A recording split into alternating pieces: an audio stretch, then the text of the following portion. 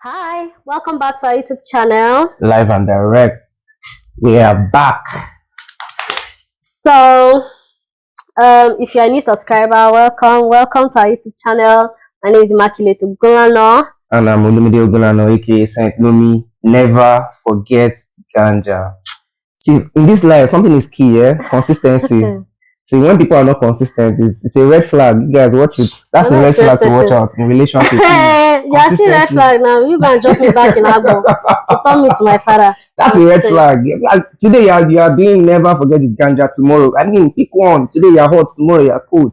Pick one. Yeah, that's who I am. Now I need you to be with me all the way. So I'm not with you. No, I'm just saying. No, who warmed your bed at night yesterday? That's not the point. That's not let's the point. Let's move on. Carry on. About our YouTube channel. Because every time we are having this video, this man must always deviate from the topic at hand. No, but we'll address these issues. We'll address these issues some other time. Yeah. Anyways, this video is a continuation of the last video that we made about our travel process. Yeah, the admission process and all of that. Yeah. Yes. So I've already spoken about my admission process and the reason for choosing my school, the reason for choosing my course, the entire process of how it went. Please, if you haven't watched that video, I'll probably link it at some time during this video, so you can click on that and watch it.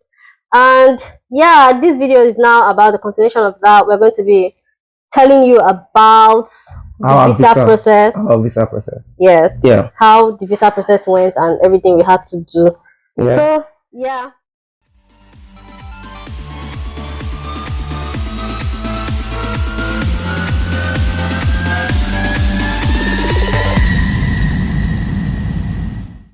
Okay, I think first off, there are a few things you need to note. Yeah, so some essential documents for the visa processing. So the CAS, which was given to us by the school, yeah, that's a confirmation of the admission and all of that. Like I said in the other video, if you don't have the CAS, there's nothing, you can't even go ahead. Yeah. So the CAS is the first account statement, very important. The tuberculosis test, tuberculosis, you need to do that test. It's very, very important.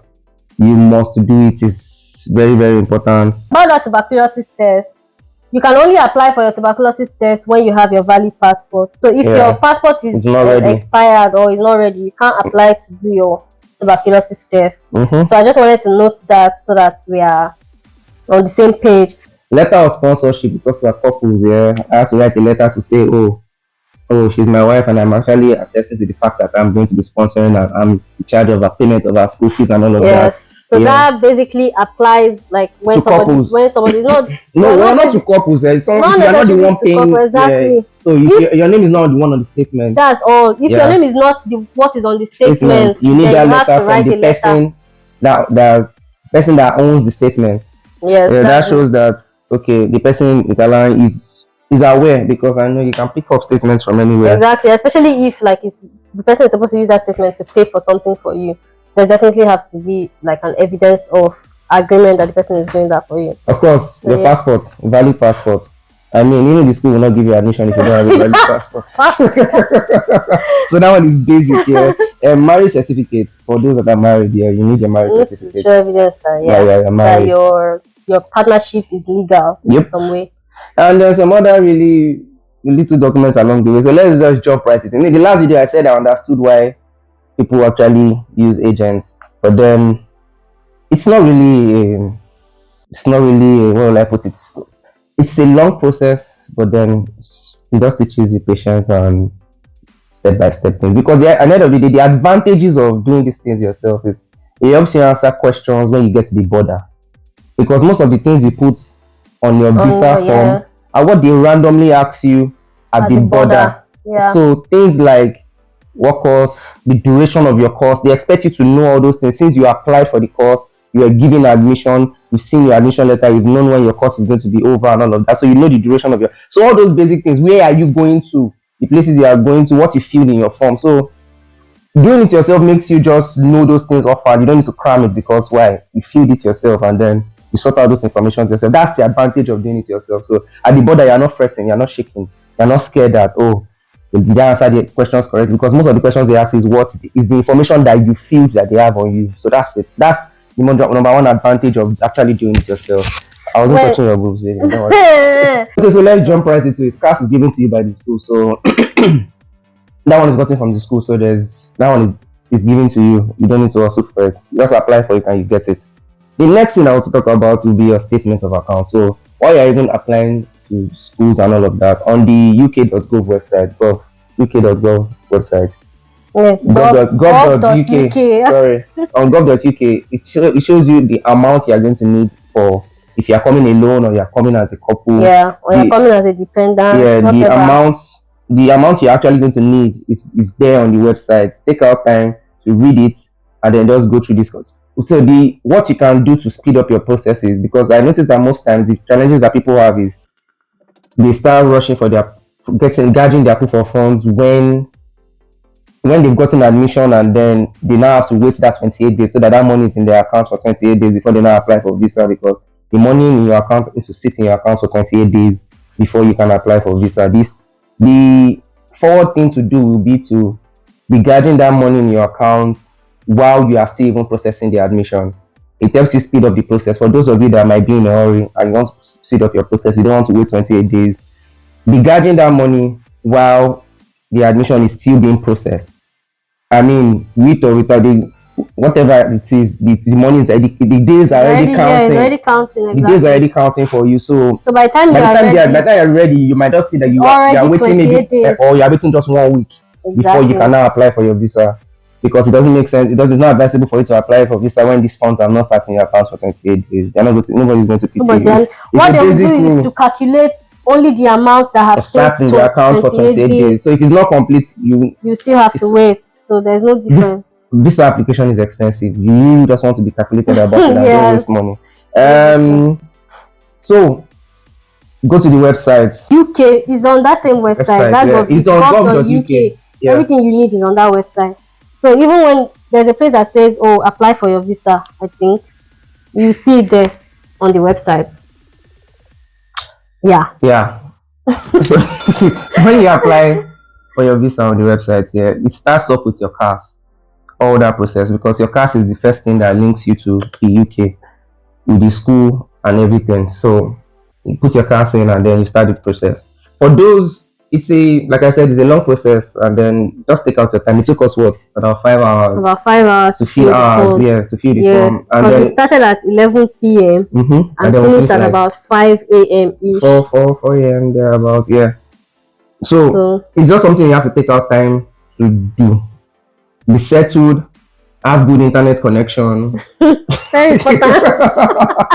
Have good internet connection. And then start the process. Whatever it is that you do not understand on the form, see, at the end of the day, no knowledge is lost. Just search, Google it, search for it, understand what it means before you answer the question. Yes. Do not rush to answer anything that you don't understand. Make sure you understand everything that the form is talking about. Do not assume. Assumptions can be dangerous. Don't assume anything, because that happened to us too. Make sure that everything is clear. At some point when I was filling the form, I was trying to do bad guy. I was trying to assume that this is what this thing meant, and then we googled it and we said that it's not it. Exactly. So don't assume anything. I don't think you know so much about the process already, and then you are going there. You know a lot about the process, but some things we can't practically tell you everything we saw on the form. But then whatever you come across that you do not understand, please just what I would say is copy and paste the entire line, the entire question, and just put it on Google. Trust me, somebody else has searched for that same thing. There are thousands of people that have searched for that same thing. Answers there. Check Nairaland, check different places, you see it. So don't stress yourself, don't panic if you see a question that you don't understand. Just copy it, paste it on Google, and you're good to go. And be precise with your answers when you're filling your visa application form. Don't hold anything back. Don't hide any information. Just be sincere. Go straight to the point. I think that's just it. Just go straight to the point. You said be sincere. Yes, now. Don't. Okay, for instance, there's a question. Just say it as it is. Yeah, just say it as it is. There's a question on the visa application that says, "Do you know where you are going to live in the UK?" If you don't know, like you don't have a house, or obviously like they're not expecting you to have a house, or you've built a house or something. If you don't know where you're going to stay, say no, or like you can say yes if you have booked like an Airbnb and you have the Airbnb address, or if you're going to stay in a hotel, say yes and put the name of the hotel or something. Just don't lie. Or if you're going to school, you can also put like your school address. Yeah. Yes, oh, you're going to school. This is your school address, or like your school campus. You can put your school campus name there. So that's basically what it is. That I think that particular question was almost tricky for me because I didn't know whether to put, we stayed with a friend when we first came in. So I didn't know whether to put his address or not, but I did, and it worked perfectly for me. Yep. So I think that's just one thing I wanted to point out. Very important. Don't do wagumago on the form. Just be as sincere as you can and as straight to the point as you can in everything on the form. So yeah. So what else are we? I think another thing I wanted to point out, when you're filling that visa application form too, you should already have a proposed date that you want to travel. Yeah. Yes, that's another important thing. So we had to figure out on the spot, because obviously we didn't know that. We had to figure out on the spot when we're looking at traveling. So that there's a question there that says, what is your proposed travel date? So you have to decide. Resumption date. Don't put your school resumption date. Put an earlier date before your school resumption date. So it gives you time to enter into UK to resume school. So yeah, I think that's another important thing.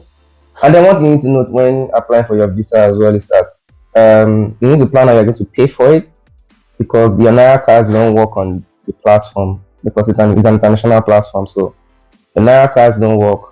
And then, so luckily for some people, they have dollar cards.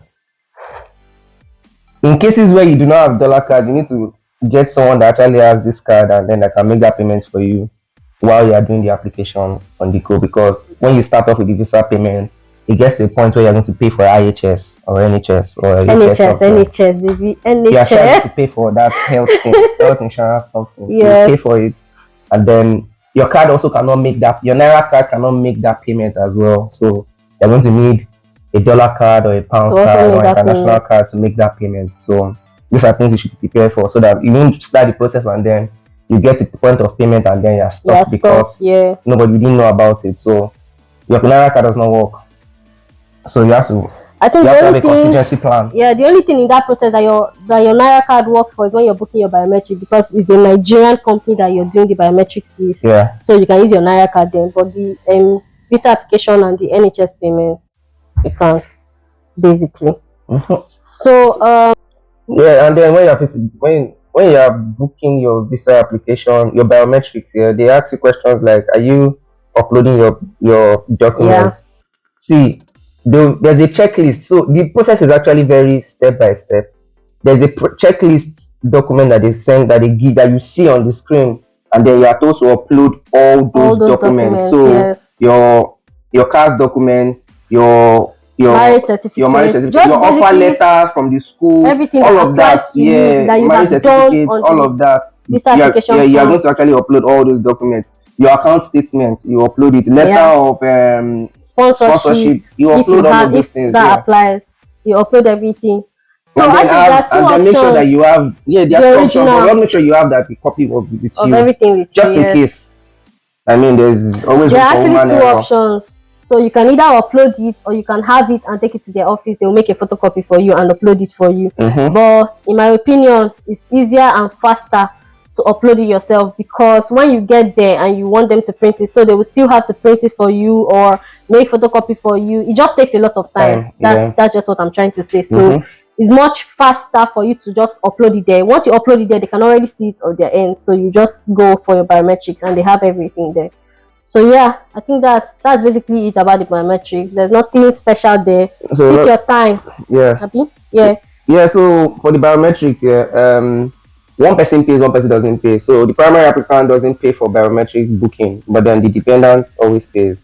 Yeah. So when you get to that stage, when we got there, it was confusing for us, because I mean, she had booked her appointment. Yes. So actually, you can't book the visa together. Like, how do I explain this? I booked my process. My entire process from beginning to end was done first, from visa application start to biometric booking end. So if you have a dependent, you now start your dependent from visa application beginning to biometrics booking. So when you're applying as a dependent, what's the way they're able to link you with your primary applicant is through the CAS. So when you as a dependent, when you start your own process, So for dependents, your documentation or uploading, it's not a lot. It's not a lot. Marriage certificates, you don't even need to upload your proof of account Or details, no, anything, because yeah. your primary applicant has taken care of that. So it's just basically marriage certificate. Just to show that you are married if you are going as a couple, yeah. Just to show that you are married. Your CAS is what links both of you's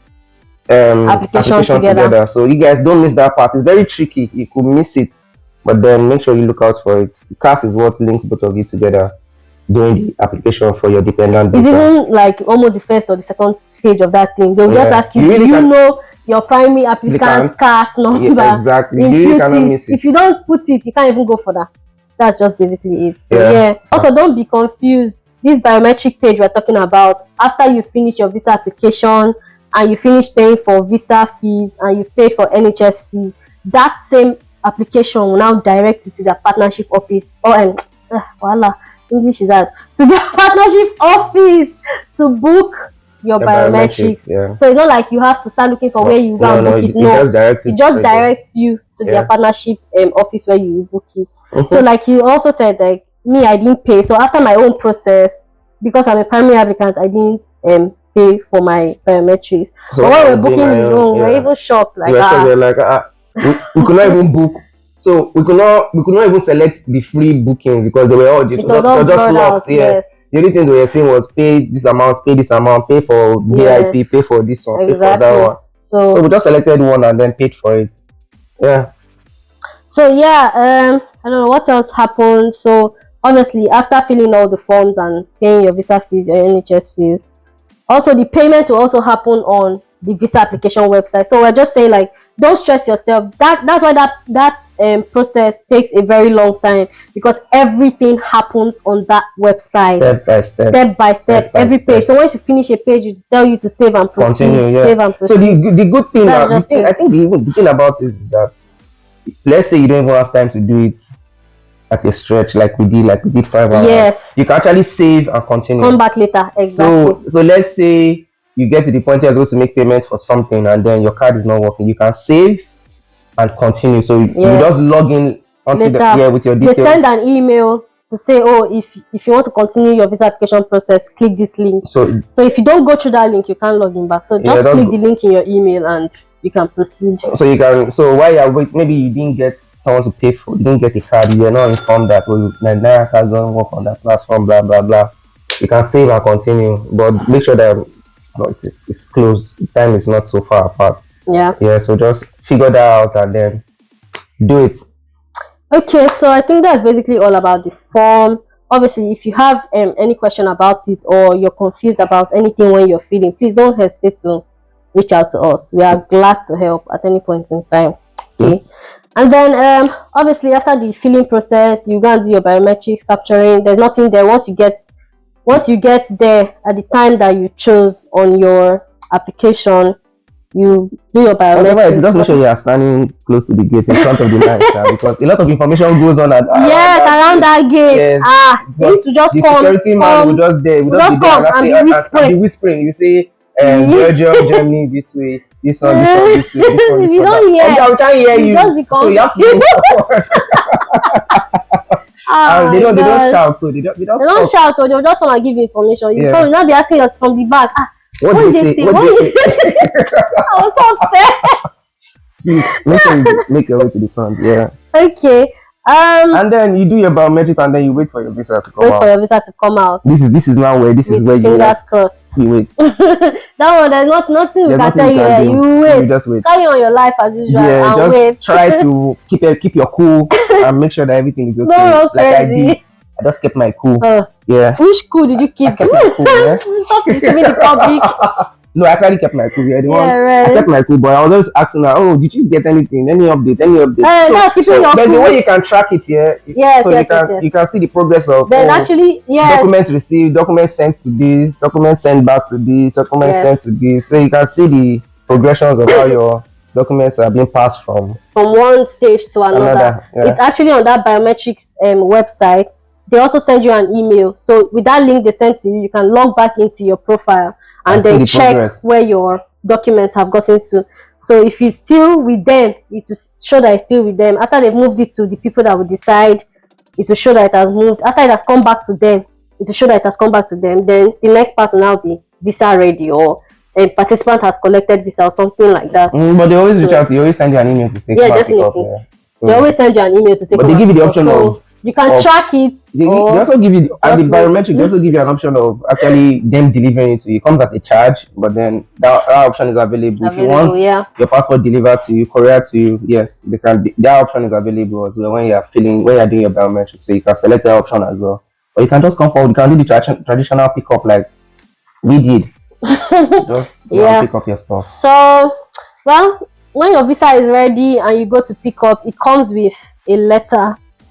So it's that letter that will show you where you go and pick up your BRP. So BRP is Biometric Residence Permit for your right to work in the UK, and basically gives you the right to work.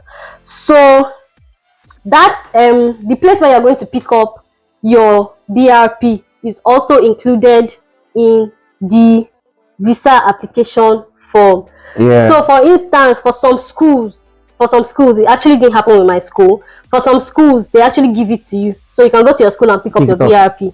But it was not like, it didn't apply to my school. I had to go to a post office to pick mine up. So if your school is going to give it to you, then you're good. When they are asking for where you're going to pick up your BRP, you can just put there your school address or something. But I think they already know the schools that. Yes, exactly. So if your school already picks up for people, they won't even bother. It's not there. Exactly. Yeah.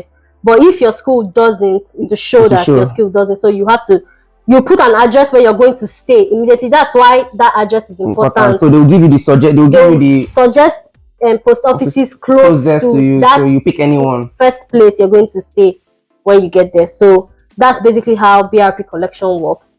That letter they're going to give to you, please don't lose it.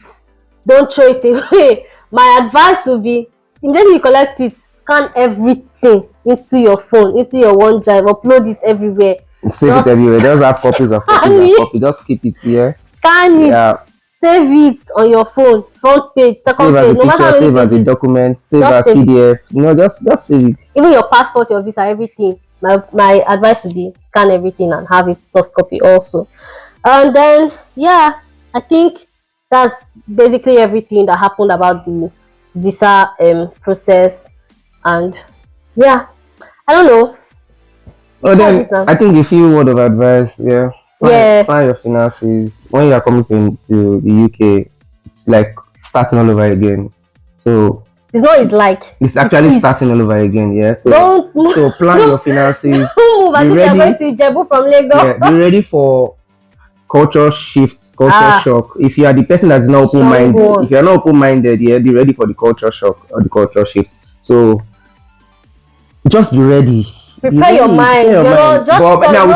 I would say just be open-minded. You're not going from Nigeria to Nigeria. You're literally going from Nigeria to another country. So whatever is happening in your country, drop it there. It's not what is happening in other places. It's definitely not what's happening when you get here, you see that it's definitely not what's happening here. So remove your whatever prejudice or whatever it is, hypocrisy mindset, whatever it just is. Remove that cloak. Just throw it away. Drop it at the airport at Murtala Mohammed International. Drop it there. And just be very open-minded. Free your mind. Because life, you see things that will shock you, but then just be okay. You thought of Another thing I want to say, please have a set goal. Don't come here confused. Okay, don't move from your country confused. If you become confused, you have money to. It's not a cheap process now. So if you become confused, that's your problem. That's on you. Wicked man. Please don't come here confused. That's on you. Have a set goal. Know what you're going to do. Honestly, you're leaving your family and friends behind, obviously, and it's going to be tough. It's going to get tough. You probably not have people around you, or if you're coming here to meet family, great. Beautiful. But if you're not coming here to meet anybody, have a set goal. That set goal is what will keep you going. Is what you just keep telling yourself, now this thing where I won't get, now this thing where I won't get. To keep the fire in your lungs. Keep the fire in your body going. So just have a set goal. Know what you're coming to do. Don't be confused when you're coming here, please. You're so sexy on yourself, baby.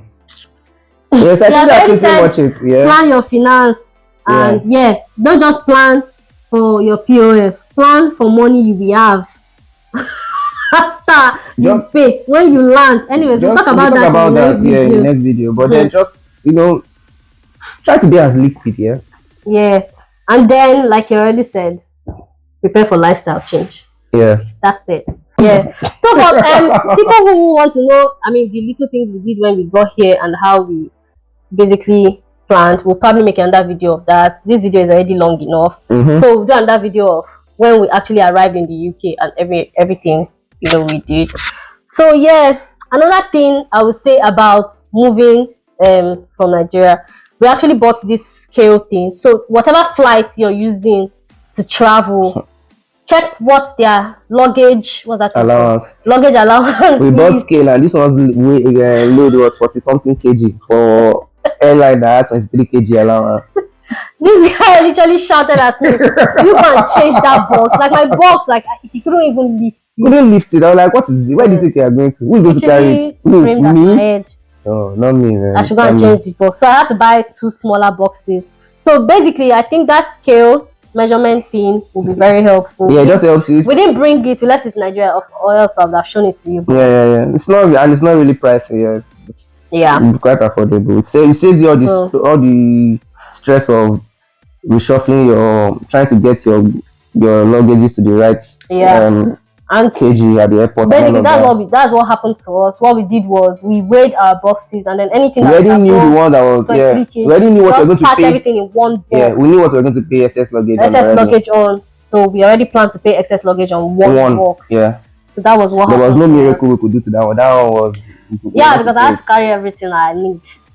So if you have watched our previous video, this guy called it rubbish. I mean nonsense. But I don't blame you have seen the video. I don't blame him. Everything nonsense that I carried now is the one that is using everything. Baby, where is that your? Yes, I chopped insult. Honestly, see, men don't appreciate us. That's it. Why you lying to the world? Don't appreciate us. Why you lying to the world?